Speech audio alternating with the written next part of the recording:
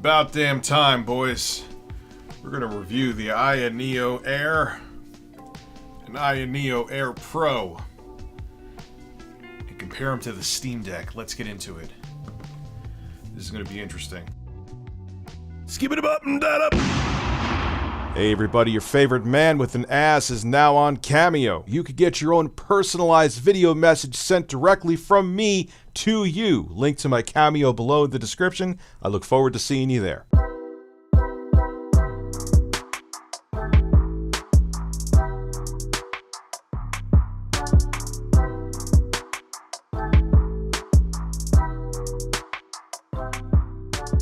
Review Awkward Intros USA. Hello everybody, and yes, I'm actually reviewing tech in the USA because I don't do it often. I know that's a meme. Leave your memes in the comments below.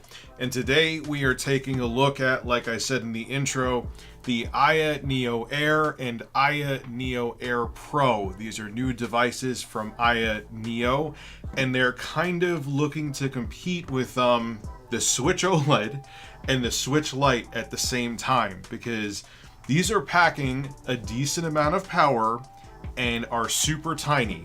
Take a look right here. This is a Steam Deck. This is the Aya Neo Air. In there, it could eat. The Steam Deck could eat the Aya Neo Air, and they are also significantly smaller and lighter as well. Now let's take a look at the design of the Aya Neo Air. Now, unless I mention that there is a difference, this applies to, whatever I'm saying here applies to both the Aya Neo Air and the Aya Neo Air Pro. So I really actually like the aesthetic of it. They kind of went with almost like a mid-2000s Nintendo DS kind of style, even you could say early 2000s Apple-esque kind of style. One complaint I would say is that the bezel around the 1080p OLED screen is a little thick. You can, let me see if I'll get it on the top camera. That's a thick bezel for a 2022 device. But I do also like how they have like the pink that kind of goes to a gradient aqua green or blue. And it's just a high quality looking portable gaming PC that you usually don't see in this market. A lot of times they just kind of look like they were slapped together. This looks like there was a lot of thought and care, and it's impressive. You don't see that this often when it comes to these portable PCs. So we'll take a look around and I'll talk about the controls and also talk about the I/O. You have Hall sensor triggers and analog sticks. Now, what are those? Instead of having physical contacts, what these use, these triggers and analog sticks, they use magnets to sense how much you're moving and how much you're pressing down the trigger. So in theory, they should have a much longer shelf life and you won't deal with drift. So that is nice. Nintendo, take notes. A device that's almost the size of the Switch Lite, it's a little bit bigger and a little bit thicker with a C, has analog triggers. It's time when the next Switch comes out for it to have analog triggers. No more digital triggers. Anyway, you have your fan vent here. Also, too, I almost forgot to mention, these are actually quick buttons. You could bring up a keyboard if you click this button here, and these are actually really nice because there's sometimes with games like Forza Horizon 5, you have to type in your Xbox Live credentials. And with other Aya Neo products, if you didn't have like a Bluetooth keyboard around, that would be a problem. Now you could simply click a button and a keyboard will pop up and you could type everything in. So these are pretty sweet. You could change what shortcuts those are too. You have your USB-C right here you could use for data and charging. You also have a volume rocker right here and a fingerprint sensor, which works a hell of a lot better than the other fingerprint sensors I've had from Aya. It gets it the first time every time, and I don't have an issue with it. You also have your left and right bumpers up there, which feel perfectly fine. The triggers feel fine too. Okay, so let's talk about the analog sticks, and they're fine. I wish they had a little bit more throw to them, and the only thing I don't like too is that it takes a little bit extra force than it should, and this is on both the Aya Neo and Aya Neo Air and Aya Neo Air Pro when you want to click the sticks down if you want to crouch or do a melee attack, but they're fine. They're above average, I would still say, analog sticks. The D-pad, I see a lot of people praising the Aya Neo Air D-pad, and it's mediocre. So is the Steam Decks, but I don't understand why these companies can't get a D-pad right. You want to know a D-pad that do what 8BitDo did. Emulate the SNES D-pad. Emulate the Sega Genesis or Sega Saturn 6-button D-pad. Those are considered two of the best D-pads of all time. I mean, this is fine. You'll be able to play 2D games like Shovel Knight and things with it, but it just has like a too long of a throw, and it feels a little sticky. It pivots, thankfully. There's a center here, so you can't push the whole D-pad down, but it's still not great. You also have your Xbox buttons down here, like start and select. Now you have your Aya Space button. Let's talk about the Aya Space button. Aya Space is their software, their interface that Aya has, where you press it down, you can actually change the brightness of the OLED screen, which we will talk about in a minute. You could go and launch games. You could update the software. You also notice that you see the blue rings around the analog sticks. You could change the color of those. You're probably wondering why I kept them the stock color. Aya Space is not great. It's barely functional, which is a step above what it used to be, which was non-functional, but it's buggy. It's locked up on both of the Aya Neo Airs I've had, and with other devices I've used where I've used Aya Space, it needs a lot of work. And the thing that concerns me about it is you need Aya Space because it helps with the shortcuts to work, and you could change the TDP, which means how much wattage goes to the AMD processor that are in the Aya Neo Airs. It's necessary software, and it is convenient. It also makes your analog stick turn into a mouse pointer, so you don't have to worry about hooking up like an external mouse or just using touch, because touch in Windows is not great. But the software stability at best is meh, and Aya, you have to do a lot of work on that software, especially if you want to like bake it into the DNA of the hardware of the devices that you're releasing. Okay, so let's talk about what the main event, minus the small size, the main event of the Aya Neo Air and Aya Neo Air Pro is that you get a 5.5-inch 1080p OLED display. I believe this is the first Windows handheld that has an OLED screen, and for a Windows handheld in the Windows handheld market, which is getting a little more crowded, it is the best screen I've seen on these devices. But when it comes to OLED screens, it's I would, even though it's actually 1080p and the Nintendo Switch OLED screen is only 720p, I would say that the Nintendo Switch OLED has a wider viewing angle, which is kind of surprising. This does have a little bit of a rainbow effect if you look at different angles, where the Nintendo Switch, you can look at any angle you want to with the Switch OLED, and there's no viewing problems with it. So I was kind of surprised about that. Other things that were a little bit of a disappointment is this screen does not do HDR. I know they're trying to compete with the Nintendo Switch OLED, but even the base model of the Aya Neo Air, we'll get into prices in a bit, is more expensive than the Nintendo Switch OLED. So I expect more from the screen, and if I wanted to watch HDR YouTube videos on it, that would have been appreciated.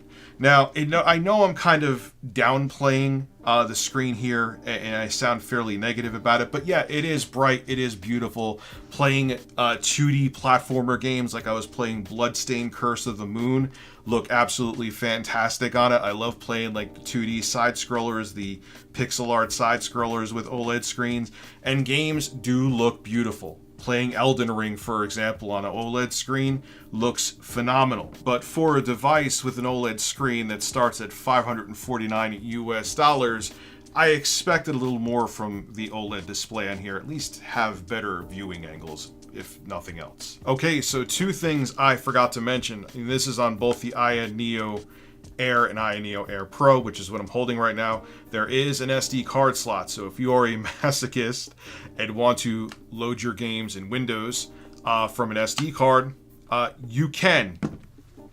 I will make a video on that in the future. I don't recommend it, and you will see why. But there is one other thing I want to discuss, is that you notice something here? Maybe the Aya Neo Air Pro, due to the specs of it, and it has a bigger battery, is a thicker boy than the base Aya Neo Air. So one thing I will say is a little more unwieldy to hold. It's not like a deal breaker, but the Aya Neo Air that's thinner is more ergonomic than the Aya Neo Air Pro. It's actually surprisingly less ergonomic just because it's slightly thicker. And I almost forgot to bring that up, and it's an important point. Okay, so let's quickly go into specs. I'll have a link to the Indiegogo below in the description if you want to get more detail. But these two Aya Neos I have here, the Aya Neo Airs, come in two different flavors. The white one I have here is the Aya Neo Air, which has a Ryzen 5 5560U, which has Vega 6 graphics. This has 16 gigs of RAM and 512 gigabytes of internal storage. Keep in mind, you could once again upgrade that storage if you want to with the micro SD card, if you want to suffer. And then we have the Aya Neo Air Pro. This has the Ryzen 7 5825U, which has Vega 8 graphics. This also has 16 gigabytes of RAM. This has a terabyte of storage internally. And once again, you could upgrade the storage even more so if you want to add in a micro SD card. So how do these two consoles perform? One thing I also did as well with all of the benchmarks, I benchmarked 4 different games, is I also benchmarked them and compared them to the Steam Deck. Because keep in mind, you could get a Steam Deck with a more powerful processor starting at $399 US. The cheapest Aya Neo Air, which is nowhere near as powerful as the Steam Deck, starts at $549 US. Yes, I was looking at the price to make sure I was correct. So let that sink in as you look at these benchmarks. Well, the Steam Deck, which is the cheapest option here, actually outperformed both Aya Neo Airs by a significant margin. Zombie Army 4 Dead War, for example, the Aya Neo Air Pro got 44 FPS average. The Aya Neo Air got 33 FPS average. That's a significant performance bump for the Aya Neo Air Pro. But what about the Steam Deck with the same exact settings, 720p medium settings, 63 FPS? That is a huge jump. Dirt 5, 720p medium settings. All of the consoles were at these settings, including the Steam Deck.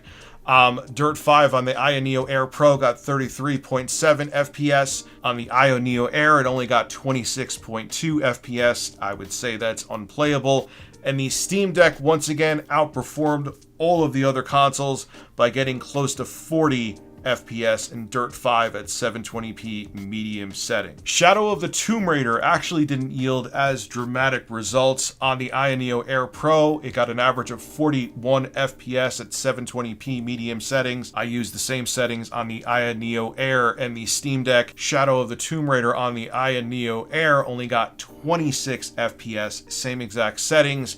And on the Steam Deck, once again, it came out on top. Shadow of the Tomb Raider, 720p medium settings, 43 FPS. And last but not least, Forza Horizon 5 actually performed well on all 3 of the consoles. The Aya Neo Air Pro with 720p medium settings, resolution scale set to balance, got 54 FPS. The Aya Neo Air, Forza Horizon 5, same settings, got 44 FPS. And the Steam Deck, once again, came out on top. Forza Horizon 5, it got 58 frames per second in the benchmark. So it was nice to see the very outdated now Vega 8 graphics that are on both the 5825U in the Air Pro and 5560U processor in the Air hold up as well as they did. Now, games on the Aya Neo Air, it was fairly rough. There was a lot of games that you could actually get Elden Ring to run on here at low settings and stay around or above 30 FPS. But there's some AAA games that I just could not get. Even with the TDP maxed out, which is 15 watts, I use the TDPs recommended by Aya for both the Air and the Pro. there's a lot of games that just you couldn't get it to a playable. You couldn't get it to hit 30 no matter how low you put the settings. I was actually impressed with the Air Pro, how close it was to performance with the Steam Deck. This has the more powerful processor, the better Vega 8 graphics. You could actually bump up the TDP to only 15 watts on the less powerful 5560U Aya Neo Air, but still, for how much this goes for, if you want to get the 5825U, okay, the more powerful processor with 16 gigs of RAM, this is going to start, if you don't actually get it on the Indiegogo and wait till after that's done, you can get it for $900 now, but this is going for $1,000, and it's still doesn't have the same performance. It's still slightly behind the Steam Deck. Also on top of it too, having the RDNA 2 graphics that the Steam Deck has means it's more efficient, so these will be better with battery life. Yes, this has a bigger battery, the 5825U, but if you're playing a AAA game like Elden Ring on either of these, the Air or the Air Pro, you're looking at maybe like 45 minutes to an hour of battery life. Even when I set the wattage to super low and played a game like Bloodstained Curse of the Moon, you still go, even going through like one level, I went through like 8 to 10% of the battery. It's just you're running fairly powerful handheld gaming PCs, and there's only so much a battery can do. So keep that in mind too. If you're looking at these instead of getting like a Nintendo Switch or some other device, the battery life isn't going to be great. And I would say the battery life isn't even anywhere near as good as the Steam Deck. And that leads to the conclusion. Here's my problem with these.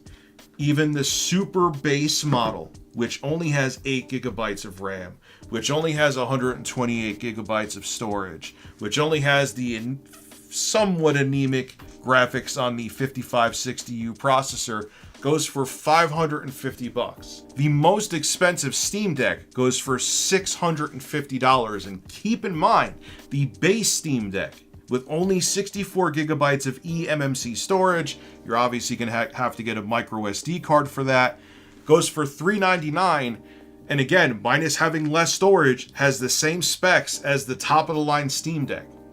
So the base $400 model will wipe the floor with the most expensive version of the Aya Neo Air Pro in spades. It'll outperform it with games. It'll have better battery life because it's running on the newer RDNA 2 tech as opposed to the older Vega tech that's in here. These are really cool devices. And there's definitely, I love Aya, I love the passion that they have, and they've come a long way in a short period of time, and I think that they have a bright future. But these feel like a rough draft that should have been held off until they could have gotten their hands on the more powerful 6000 series GPUs. Because if these had, like, this had a Ryzen 7 6800U in there with the RDNA 2 graphics, I would be like, look, it's expensive, but you have a really capable, very small handheld with a lot of horsepower that could play a lot of the AAA games at 1080p with decent settings. Because that RDNA 2 that's in that Ryzen 7 6800U, those integrated graphics are no joke. But this is very old, very dated integrated graphics, the Vega tech that's in here, and its shelf life is very limited because it's been out of the market for a long time. These are cool devices, but I would hold off until they have the Ryzen 6000 series chips in them. And just keep in mind, if you buy these, even if they have the 6000 series chips, the Steam Deck is way cheaper, and even with the 6000 series chips, it'll still pretty much be as capable. So it's up to you where you want to spend your money. Great products from Aya, but they're not cheap. This is Rich of Review Tech USA signing out. Have a good one.